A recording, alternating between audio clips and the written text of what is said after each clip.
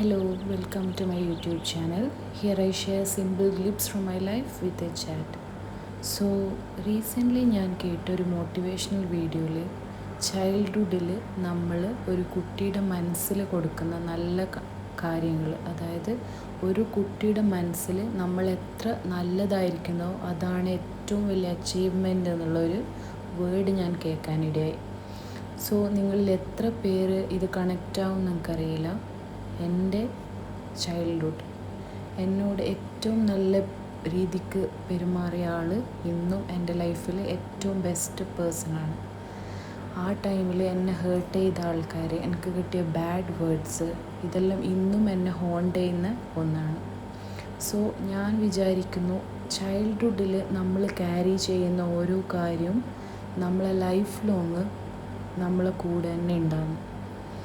So നമുക്ക് ചെയ്യാൻ പറ്റുന്ന ഏറ്റവും നല്ല കാര്യം എന്ന് പറയുന്നത് നമ്മളെ ചുറ്റുമുള്ള, നമ്മൾക്ക് കാണുന്നുള്ള, മേ ബി നമ്മളെ കസിൻ്റെ മക്കളാവാം, അല്ലെങ്കിൽ നമ്മളെ സിസ്റ്ററിൻ്റെ മക്കളാവാം, അല്ലെങ്കിൽ നമ്മൾ ആരെങ്കിലും ആയിക്കോട്ടെ, ഒരു കുട്ടീനോട് നമുക്ക് ഏറ്റവും നന്നായി, ഏറ്റവും നല്ല രീതിക്ക് എങ്ങനെ പെരുമാറാൻ പറ്റും എന്നുള്ളതാണ്. മോസ്റ്റ്ലി നമ്മളത്ര ശ്രദ്ധിക്കാത്ത കാര്യമായിരിക്കും അത്. കാരണം എന്തെന്ന് പറഞ്ഞാൽ കുട്ടികളല്ലേ, അവരതൊന്നും ശ്രദ്ധിക്കില്ല. ഇപ്പം നമ്മൾ ദേഷ്യത്തിൽ അവരോട് എന്തെങ്കിലും പറഞ്ഞാൽ അവർ ശ്രദ്ധിക്കില്ല.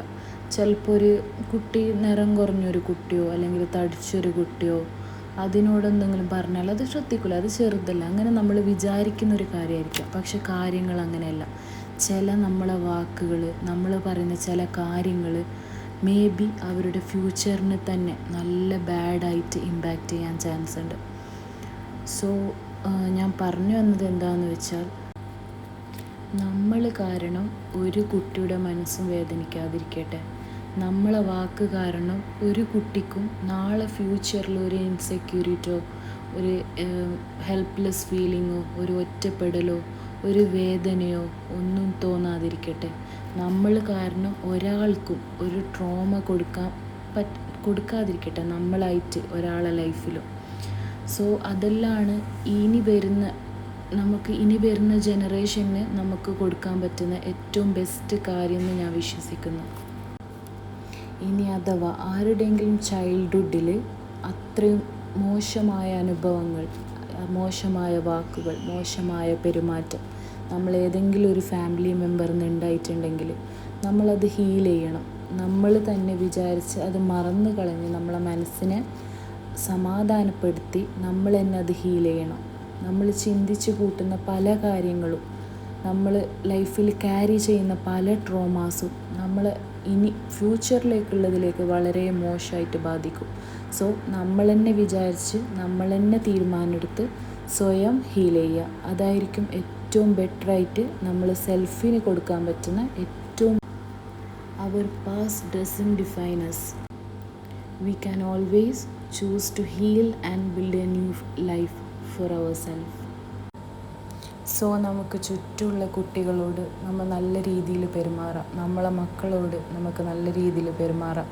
നമ്മുടെ കസിൻസിൻ്റെ മക്കളോട്, നമ്മളെ സിസ്റ്റേഴ്സിൻ്റെ മക്കളോട്, നമ്മളെ സിബ്ലിങ്സിനോട്, കുഞ്ഞു കുട്ടികളോട്, അറിയാത്ത കുട്ടികളോട് വരെ ഒന്ന് പുഞ്ചിരിക്കുക, നല്ല രീതിക്ക് പെരുമാറാം, നല്ലൊരു തലോടൽ കൊടുക്കുക. ഇതെല്ലാം നാളത്തേക്കുള്ള അവരുടെ ഫ്യൂച്ചറിന് വളരെയധികം ഇമ്പാക്റ്റ് ചെയ്യുന്ന നല്ലൊരു കാര്യമായിരിക്കും. എൻ്റെ ബാല്യം എന്ന് പറയുന്നത് വളരെ സന്തോഷമുള്ളൊരു കാര്യമൊന്നും ആയിരുന്നില്ല. ബട്ട് കുറേ നല്ല മെമ്മറീസും കുറേ നല്ല ഹാപ്പിനെസ്സും കുറേ നല്ല മൊമെൻറ്റ്സും ഉണ്ടായിരുന്നു. അതിനോടൊപ്പം തന്നെ ഡീപ്പായിട്ട് മുറിവുകളേറ്റ കുറേ സ്ട്രഗിൾസ് എൻ്റെ ലൈഫിലുണ്ടായിരുന്നു. കുറേ ഒറ്റപ്പെടൽ, കുറേ മോശമായ വാക്ക്, കുറേ എനിക്ക് മനസ്സിലാക്കാൻ കുറേ feelings. But growing up I realized that healing is possible slowly. I learned to forgive, to accept and let go.